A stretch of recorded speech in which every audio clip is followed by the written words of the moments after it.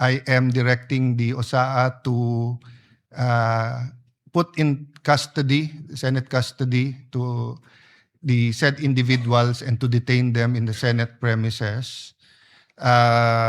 If they need assistance, you're authorized to coordinate with the Pasay City PNP. This representation would like to move that the current Sergeant at Arms be replaced with the former Sergeant at Arms. This is not the first day I was expecting, and I want na yung mga temperature medyo bumaba. So I'm willing to sit down with whoever, the NBI, the DOJ, para i-resolve to. But I want it very clear na unacceptable na may habulan sa Senado. Yan ay mangyari man sa bisita natin, sa senador, sa media. So that's my primary concern right now, is just to make it very clear we're here to work with everyone. Work with the NBI, work with the Office of the President, work with the House, work with everyone, no? And we will follow the Constitution and the laws. Pero nakita niyo yung video, hindi naman pwede just because they think they have a valid warrant, which is not issued by a Philippine court, ay pwede na silang makipaghabulan sa premises natin. Now, the senators are bringing up to me then that there are heavily armed NBI agents in front of the Senate na may mahahabang barel. It's not, I'm sure hindi ganun ang intention nila. Pero hindi magandang, the world is in crisis. Let's show naman na despite political differences, despite the fact na they would rather have a different majority here, we can coordinate well. So, but at least, lalo sa inyo, no? Nakita nyo na ngayon kung bakit hindi pumapasok si Senator Bato. So paano ma-diffuse? So paano ma-diffuse? Kasi na kapag maaresto si Senator Bato, ililipad siya agad sa dahig. So kayo po ba, isa-surrender nyo po siya? Okay. Whatever the dangers, etc., may korte tayo, may batas. Diba? So na-discuss na yon sa Senate Resolution 44, which states that ang paniniwala ng Senado, that was approved by the Senate, diba? That kung meron foreign warrant of arrest, they have to bring it before a Philippine judge. Yung Philippine judge ang mag-issue. So, we haven't discussed with Senator Bato yung security arrangement, but in the past, pag nag-seek ng tulong yung senador, hinihintay namin. Tapos pag korte na nagsabi, usually nagvo-voluntary surrender, kinakausap na. Diba? So, for me, it doesn't matter if it's a member of the media, if it's our guest, it's an OJT. Pag they're here to protect their rights, tutulungan ng Senado. So we don't want to violate any laws. Kaya nga, yung ina-advise ko sa NBI, makipag-usap ng maayos. Hindi yung sasabihin nila na dahil may warrant sila, pwede na nilang gawin yung gusto nila. So gusto mo pumasok? Isang follow-up lang. Kapag nakipag-usap ng maayos, pwedeng ibigay, i-serve kay Senator Bato yung warrant, sir, ICC warrant, papayagan. They can give it to his office. If gusto niya, pwede niyang tanggapin. Pero yun nga, yung legal basis, ang sinasabi ko makipag-usap para maayos, hindi yung what if lumabas yung mga taga Sergeant at Arms dito na may baril din lahat. Gobyerno tayo, laban sa gobyerno. O kung habulin ko rin silang pabalik. So ang point ko lang, we can disagree, but do it temperately and do it, then paliwanagan tayo kung anong tama. Ngayon, if we don't agree, who decides? Korte. Pag korte na naman nagsabi, susunod tayo. Isi-serve lang, pero hindi aarestuhin. That's clear. Yes. Hindi kayo papayag na maaresto sa Senator Bato. Well, hindi namin nakikita eh. So kung may warrant of arrest sila galing sa Philippine court, di pag-aaralan namin yun. If it's in order, then we will even convince him that this is a Philippine court. At sinabi na nung asawa niya sa akin long ago, may assurance lang that the Philippine courts will take cognizance of the case. Hindi pa nga assurance na kakampihan sila, papasok si Senator Bato. But yun ang point ko lang. All this time, gusto niyang pumasok. But totoo pala yung threat na ayaw siyang pabotohin. Diba? So, FP, I have to go back and start. ang situation ngayon kasi, nandito ang NBI sa loob. Yes. At nandun din sa labas. So, paano we'll finish the session. Then kung gusto nila makipag-usap, makikipag-usap kami. Diba? There's too many problems to create another problem. Meantime, Senator Bato, is under protective custody na. So, But I still ask him whether he wants to go home, whether he wants to attend. That's why nga ang motion ni Senator Marcoleta napayagan siya through Zoom or any teleconferencing. Para lang may options din siya. papayagan niyo yun, sir? Well, given what happened today, di ba kasi nung COVID, pare-pareho tayo ng sitwasyon at hindi pwedeng punong-puno. So, pinayagan natin. Sa rules, pag force majeure or national emergency, pwede rin. Pero ngayon, pinipigilan ng isang miyembro paano mag-attend eh. Di ba? So, there's only 24 of us.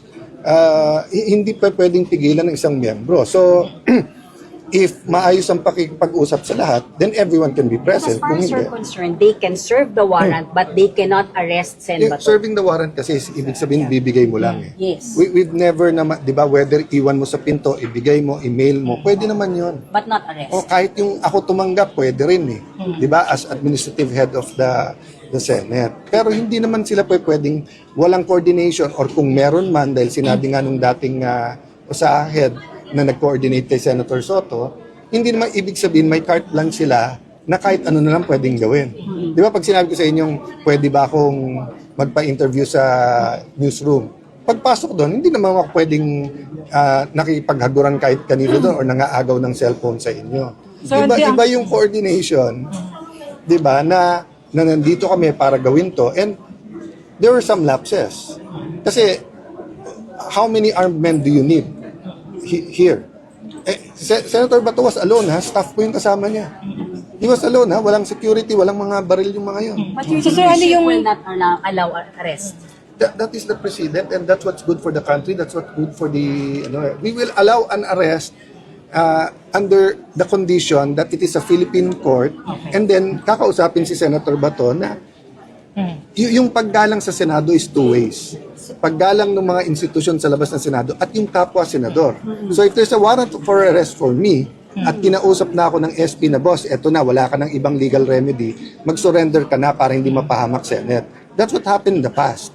Pero yung may legal remedy pa ako, pwede, alam mo, pwede pa akong tumakbo ng CA or whatever, tapos atakin mo ako, dadalhin mo akong Hague. Yung sinabi ko kanina, paano yun? Kahit anong sinong media, kahit sinong general, kahit sinong sekretary ngayon, pwede mo lang dalhin sa Hague. That's what So, you will SP push. hanggang That's what ano- you will push. That is the essence of Senate Resolution 44 and of all the precedent natin. So until I'll the get- situation I'll- is clear, lockdown pa ang Senate. Lockdown. No. Kaya lang tayo nag-lockdown para hindi makalabas yung gumawa ng krimen at yung na-hold in contempt. Once na-identify ng mga yon, everyone can go Matukoy in na and po. out. Matukoy na po.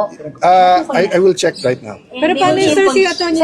Matibang? Yes. Set in contempt? And they will be detained in the Senate. Sir, si NBI chief kasi nasa gate daw. So hindi Basta, nasa gate daw NBI chief. So hindi siya papapasukin, sir. Dahil no, I will instruct them that he can be. hindi papapasukin. Hindi ko, let me check on that. That's a good question. Until such time that those held in contempt can purge themselves of contempt, meaning to satisfy us with their explanation. Senator Marcoleta, are you satisfied with? Yes, Mr. President, I'm satisfied. Incidentally, I think the incident this afternoon can also be used to appeal to the Supreme Court that it's now high time for them to dispose or act on the petition, on the inquiry, whether or not the former president was, or the abduction of the former president violated Philippine laws. And if they can act precisely on the basis of what happened today, we will be guided in future incidents that may happen. Sana wala naman. Pero sana, if they can decide as soon as possible, Mr. President, considering what happened today, they should include in that disposition a guideline sa mga ganitong pagkakataon. Your comments are in order and noted. And Mr. President, to add, because we have an existing law, I'm citing Republic Act 9851, which is about transnational crimes, international crimes, crimes against humanity. Ang sinasabi po ron, Mr. President, is very clear. Specifically under Articles 17 and 18.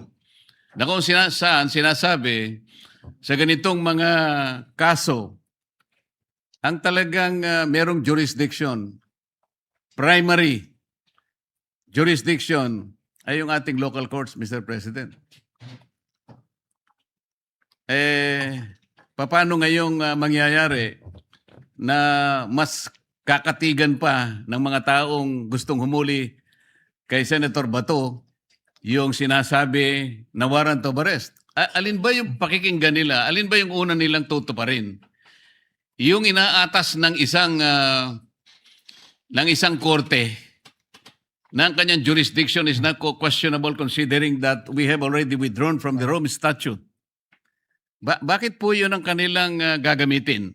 Halimbawa po sa Article 17, Mr. President, sinasabi po doon na yung surrender o yung extradition ay pwedeng gawin in accordance with existing extradition laws or treaties. Alam naman natin, hindi naman po bansa ang ICC, Mr. President. To further your discussion, Senator Marcoleta, under the ICC rules, if a nation exits ICC, they're given 1 year to authorize an investigation. And this was brought up by the former president's defense team that the investigation happened 1 year after na 1 year, yung investigation which led to the charges. But yet, in the appeals court ng ICC, they upheld the charges. So what is the net effect nito for the public to know and for members of our PNP and AFP to know? That means that under the Duterte ruling, whether it's the Marawi siege, whether it is the battle, the 30, 40, 50-year fight with the Communist Party, CPP, NPA, the ICC now can suddenly come out with warrants for any cabinet member or any elected official or any general or colonel or sergeant of our military and police under the doctrine that they did under Duterte.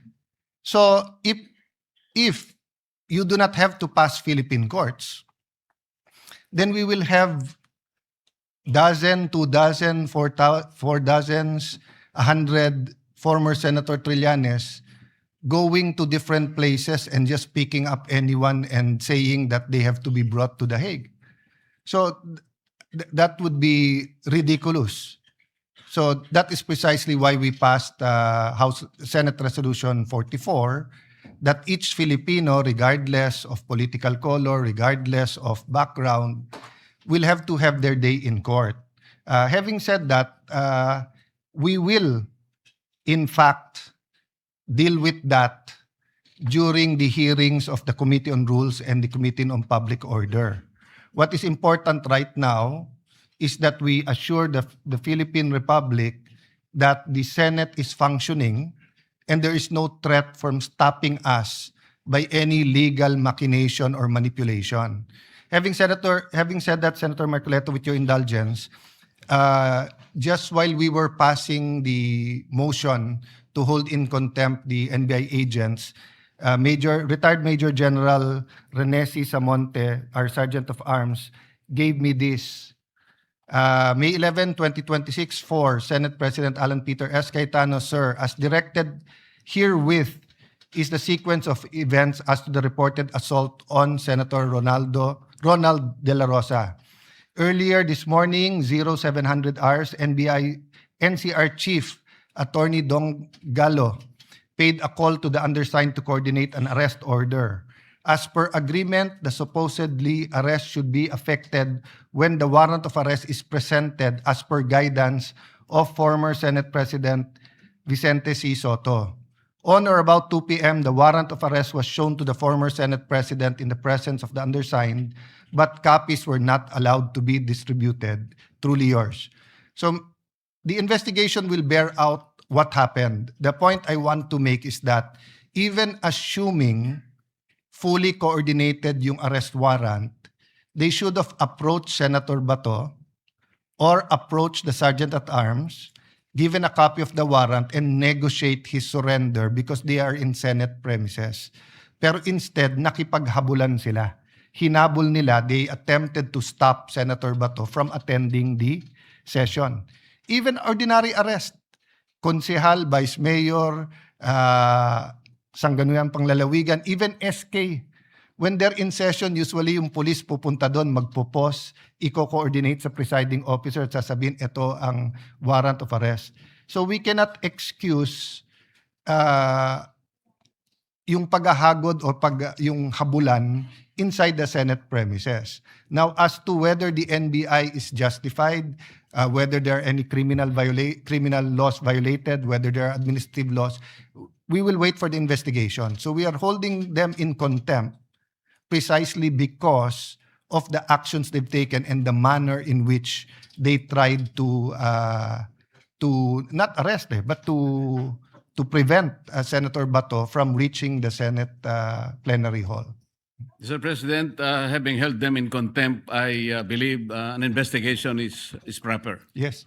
Thank you, Mr. President. So we'll refer all of the comments after the previous referral to the Committee on Rules and Committee of Public Order. So all of these comments said in plenary is, and including the videotape, including the report, the spot report of the Sergeant of Arms, is referred to the two committees. Senator Bato. Mr. President, while the investigation is pending, this representation would like to move that the current Sergeant at Arms be replaced with the former Sergeant at Arms, Brigadier General Mau Aplaska, Mr. President. I so move. If I may intervene, I appreciate your immediate action, Sergeant at Arms, and you're I had a couple of sidebars this afternoon, and I think this is my only interaction with you except for bumping into you. He's been very candid. He's acted on it right away, but just given the situation now, I tend to agree with Senator Bato that in the meantime, we have an acting Sergeant at Arms, but if the good general can continue assisting the Senate, your service is very much appreciated, but I think it will also protect you from future. Before we decide on the motion of Senator Bato, Senator Marcoleta. So my point is that the motion of Senator Bato, in my view, does not reflect on your actions, but is really in the nature of like when we have preventive suspensions. It's just to make sure that everything is in order while the investigation is ongoing. Senator Marcoleta. Mr. President, I don't think we can make that conclusion today that whatever happened now or earlier this afternoon does not reflect Yes. to the work of the Preliminarily, Sergeant at Arms. preliminary. I agree. Because I'd like to ask whether in his explanation, the former Senate President knew that that was the way that a sitting senator be treated, even for the sake of an argument that there is a valid warrant of arrest. Was the procedure explained to the the former Senate President, that the way he should be arrested Yes. was explained and approved by the former Senate President? That is the question that the Secretary General should answer. Yes. Because if the former Senate President allowed it, then he himself was responsible in what happened earlier. I cannot answer that question, but I assume or I give the benefit of the doubt or assume regularity that no senator would allow that manner of arrest. Having said that, as you said, these are all preliminary, but the concern, I think, of Senator Bato is not only this investigation, but also the security of the session hall and his security in the next few days. That's precisely the reason, Mr. President, because I think Senator Bato is very apprehensive of what is yet to be happen after this session. So he should be placed in a situation where we can all be happy, be confident that nobody can touch him. I agree, Senator Marcoleta, and I will make myself available. It is now in the hands of the Secretary General, And I will- considering that we already moved and we already resolved that he be given protective custody. So the NBI has a director. The director NBI is under the Department of Justice that has a secretary. The secretary is a member of the cabinet, which is under which is the alter ego of the president, but we have an executive secretary, president. So I will make myself available for the discussion and for their legal point of view. But one thing I will make clear, that it is in contempt of the Senate to execute their warrant in a manner that they did so. And it is possibly an excuse that you were actually executing a warrant of arrest, because for us, it's very clear they were preventing Senator Bato from participating in this afternoon session. Yun nga po yung aking naiisip. Kasi kung alam na po at pinaalam sa kanya, nandito pala sila, umaga pa, preparado na sila, yun na lamang pong tinatanong ko, ganun po ba yung paraan? Sinabi po ba nila yung paraan na hindi man lang nila papapasukin dito, hahabulin nila? Kamuntik na nga siyang nahulog sa hagdanan, nakita ko po kanina, at nabali pa yung dalawang niyang daliri. Ito ba ay inexplain sa ating former Senate President na alam kong hindi naman niya papayagan? Ngayon, kung nangyari po, pati yung ating former President, hindi na po nila nirespeto. Pati po yung ating institution. Ito po yung magiging problema. Salamat po, Mr. President. There are many, many issues that we have to untangle. In the meantime, there are many, many problems the country is facing, and we have to meet regarding the committees and the direction of the Senate. So, Majority Leader, what's the parliamentary status and what's the suggestion of the gentleman who is now very much present? So, kailangan 13. No, may motion siya eh. There's a motion. Yeah. So, yeah, din na ba yan?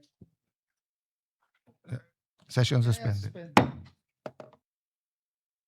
May I correct myself and again thank Major General Rene Samonte, retired, who actually told me that he will not only fully participate but help us in the transition.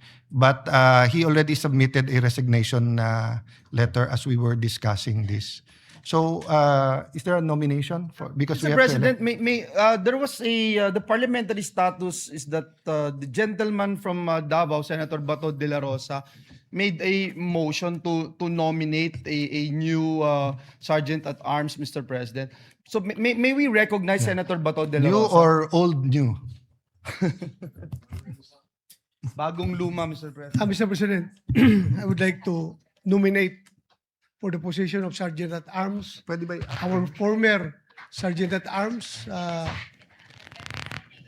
retired Police Major General Mau Aplaska. I so move, Mr. President. Mr. President, dear colleagues, sorry, hindi pa ako sanay. Dear colleagues and Senator Bato, so your nominee is now presently the CA Sergeant of Arms. Yes, Mr. President. With your permission, may I recommend that we have him acting first in both capacities Okay. so that he will maintain muna the CA, then we can talk in the next few days. Yes, Mr. President. I agree. Thank you. So, Mr. so his official plantilla will still be with the CA, but he will act as our concurrent Sergeant at Arms of the Senate of the Philippines. Yes, Mr. President. Thank you. May move that we close the period of nomination for our designation, Mission. Mr. President, of our Sergeant at Arms. So move, Mr. President. Can you give his full name, please, so that we can? I don't know the full name. So does he have to take his oath or designated lang? So he'll be acting on his oath under the CA, no? Yeah, just the full name for the record. Police Major. Retired Police Major General Mau Aplaska. Yes, we call upon you again, General, for service to the Senate. Thank you.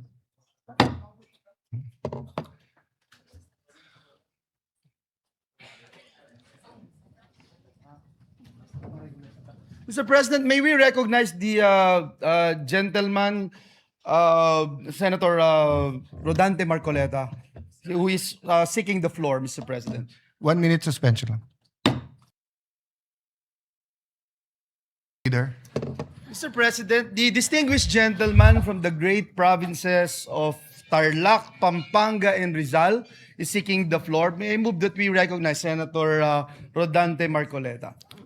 Senator Marcoleta is recognized. Thank you, Mr. President. Mr. President, I'd like to propose an amendment to Rule 14, Section 41, Senate session. The proposal, Mr. President, is by way of an additional paragraph, Section 41C, after Section 41B of the Rule 14 of the Senate Rules, which will state as follows, Mr. President. Section 41C, allow a senator, for justifiable reasons, to attend and participate in the session through teleconference, video conference, or other reliable forms of remote or electronic means, using appropriate information and communications technology. I so move, Mr. President. I do not have an objection and I actually see the logic, but let's give the Committee on Rules a few minutes to meet and discuss. So we suspend so that we only took out the chairman, but the Committee on Rules can meet on the floor. 1 minute suspension. Yeah, that's why I'm suspending. Suspended.